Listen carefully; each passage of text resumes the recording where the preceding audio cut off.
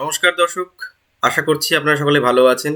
অরবিন্দ কেজরিওয়ালকে নিয়ে খবর করেছিলাম বৃহস্পতিবার, এবং বৃহস্পতিবার থেকে আজকে হয়ে গেছে রবিবার। মাঝখানে আমি এই নিয়ে অরবিন্দ কেজরিওয়ালকে নিয়ে আর কোনো কথা বলিনি।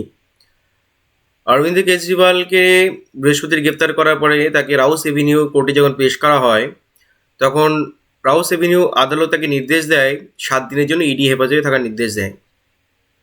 কিন্তু ইডি আদালতের কাছে জানতে চায় যে যদি এই 7 দিনে জেরা করার পরে অরবিন্দ কেজরিওয়ালের কাছ থেকে কিছু না বের হয়, জিজ্ঞাসাবাদ করার পরে কিছু যদি না বের হয়, তাহলে কি হবে। তাহলে সেই ক্ষেত্রে ইডির কাছে অপশন রয়েছে যে আরও 7 দিনের জন্য তাদের হেফাজতে রাখার জন্য তারা আদালতের কাছে আবার আবেদন করতে পারে।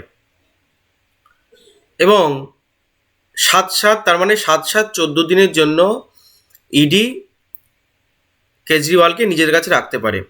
কিন্তু দেখা যাচ্ছে যে এই 14 দিন বাদেও কোনো রেজাল্ট হলো না। তখন সিবিআই আবার 7 দিনের জন্য অরবিন্দ কেজরিওয়ালকে নিজেদের রিমান্ডে নিতে পারে, নিজেদের হেফাজতে রাখতে পারে। তো সুতরাং দেখা যাচ্ছে যে অরবিন্দ কেজরিওয়াল এখন এই ইডি বা সিবিআই এদের হেফাজত থেকে বেরানো খুব কষ্টকর ব্যাপার, এরকমই একটা কিন্তু বিষয় উঠে আসছে দর্শক।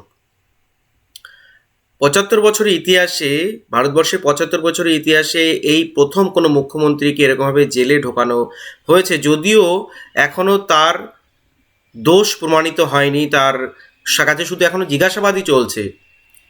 এখনও অরবিন্দ কেজরিওয়ালের কাছ থেকে কোনো দোষ প্রমাণিত হয়নি, যার জন্য তার বিধায়ক পদটাও এখনও আছে এবং মুখ্যমন্ত্রী পদটাও আছে। কিন্তু যেদিন জিজ্ঞাসাবাদ করার পরে দোষী সাব্যস্ত হবেন অরবিন্দ কেজরিওয়াল, সেদিন কিন্তু মুখ্যমন্ত্রীর পদটাও যাবে এবং সঙ্গে সঙ্গে তার বিধায়ক পদটাও যাবে। রাজধানীতে সরকার চলছে না এই অজুহাতে, কারণ যে মুখ্যমন্ত্রী সে জেলে আছে, এই অজুহাতে বিজেপি সরকার আবার কি করতে পারে, রাষ্ট্রপতি শাসন সেখানে চালু করে দিতে পারে।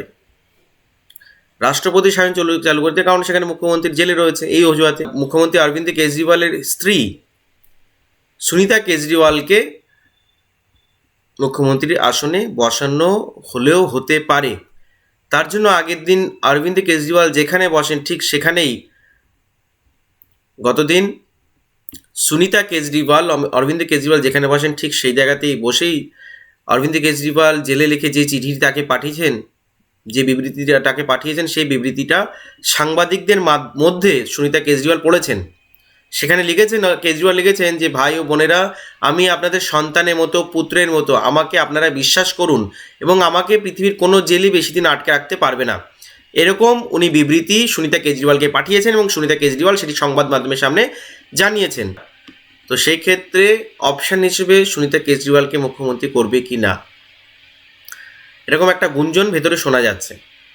তো যাই হোক, অরবিন্দ কেজরিওয়ালের মতন একজন স্বচ্ছ, যার ভাবমূর্তি ছিল, যিনি রাজনীতিতে আসার আগে রাজনীতির সাথে তার কোনো রকমের যোগাযোগ ছিল না, একটা সাধারণ মানুষ ছিল এবং পরিষ্কার মনের মানুষ হিসেবে আমরা তাকে জানতাম। আম আদমি পার্টি যখন এটা জন্ম নেয়, 2013 সালে আন্না হাজারের সঙ্গে অরবিন্দ কেজরিওয়ালকে আমরা দেখেছি যে আন্না হাজারের সঙ্গে তাকে আন্দোলনে তিনি ছিলেন এবং দুর্নীতি দূর করবেন সেই প্রতিশ্রুতিতেই তিনি কিন্তু সরকারে এসছেন এবং 3বারের মুখ্যমন্ত্রী তিনি হয়েছেন। কিন্তু তিনি যে এইরকম ধরনের দুর্নীতিতে তিনি যুক্ত থাকবেন বা জড়াতে পারেন, এটা কেউ কল্পনাও করতে পারেনি। এবং ইভেন আমি যে আপনাদের সঙ্গে কথা বলছি, আমিও এরকমও ভাবিনি কখনো যে অরবিন্দ কেজরিওয়ালকে মুখ্যমন্ত্রী পদে থাকালে তাকে জেলে যেতে হবে। কিন্তু এখনও আমি যতক্ষণ না জিজ্ঞাসাবাদ হচ্ছে, এখনও আমি মানতে পারছি না যে অরবিন্দ কেজরিওয়াল উনি সত্যিই দোষী, এটা এখনও আমার মনে হচ্ছে না। যদিও এটা আমার পার্সোনাল অভিমত, কিন্তু কি আছে না আছে সেটা তো সিবিআই ইডি জিজ্ঞাসাবাদে করার পরেই সেটা সামনে আসবে। এখনকার মতন এই পর্যন্তই, দেখা হচ্ছে পরে ভিডিওতে। নমস্কার।